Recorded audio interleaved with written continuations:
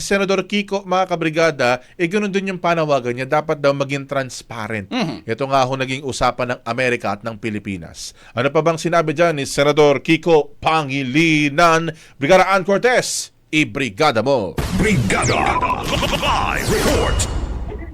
Brigada Go, Brigada Up, ikinababahala nga ni Senator Kiko Pangilinan ang napabalitang pagpataw ng zero tariff rate sa mga produkto ng United States na papasok sa Pilipinas. Ayon kay Pangilinan, ang pagsasagawa nito ay maaari daw magdulot ng long-term impact sa agricultural production at maging pangkabuhayan ng mga magsasaka at maging mangingisda.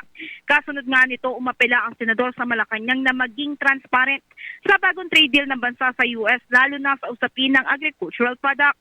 Anya kung papatuparin ang zero tariff policy na hindi dumadaan sa malalim na konsiderasyon ay maaari magdala ito ng panganib sa food security at maging sa national development.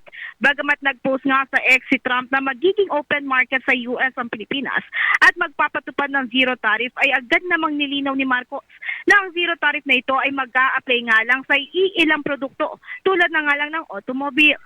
Brigada Gab, Brigada Abs. Okay. Sige, maraming salamat, Brigada Ann.